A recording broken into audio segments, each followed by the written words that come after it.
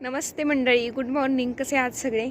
आता सकाळचे 7:45 वाजलेले आहेत आणि आपण थेट आपल्या शेतात आलेलो आहोत. तसं काम आहे कारण लाईटचं टायमिंग जे अगोदर आपल्याला इन्फॉर्म करतात ते 9 वाजता जाणार आहे. त्यामुळे मी जे 9 ते 10मध्ये जे खतं सोडते ना ते मी आता सकाळ सकाळच सोडून घेणार आहे. आपण आपली जी एक बाग आहे डाळिंबाची, म्हणजे ही जी तुम्हाला दिसते ही नाही, ही सध्या रेस्टवरती आहे. दुसरी एक बाग आहे, त्यासाठी आपल्याला हे खत सोडायचं आहे जे आपण हे कालवून घेतलेलं आहे. आता मोटर चालू करून आपलं हे जे मशीन आहे खत सोडण्याचं, हे मशीन, तर याच्या थ्रू आपण हे खत आपल्या बागेला देणार आहोत. तुम्हा सगळ्यांचा दिवस कसा असतो? म्हणजे सगळ्यांचा दिवस तर बिझीच राहतो.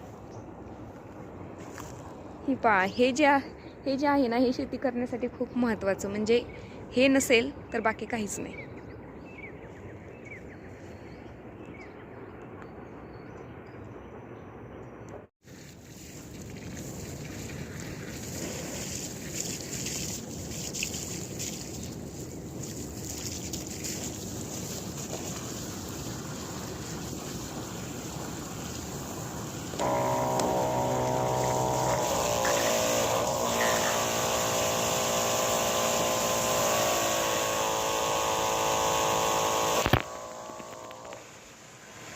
फायनली सक्सेसफुली आपण आपलं मशीन जे म्हणजे जे खत घेणारं, इनटेक करणारं जे मशीन आहे ते जोडून आपले जे ड्रिपद्वारे आपण हे खत देत असतो, त्यामुळे पुढच्या पाईपलाईनला जाणारा एक ड्रिपचा पाईप आपण जो काढतो आणि त्याला आपल्या खताचा पाईप जोडतो.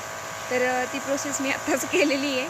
ती थोडीशी म्हणजे प्रेशर मॅच व्हायला थोडंसं हार्ड असतं, त्यामुळे जोडायला थोडासा ताण देतं, परंतु सोपं आहे सगळं आणि क्रिएटिव्ह आहे. महत्त्वाचं म्हणजे हे पहा, आपलं खत जे या पाईपातून जातं, या मशीनमधून, या पाईपमधून आपली जी मेन पाईपलाईन आहे त्याला हे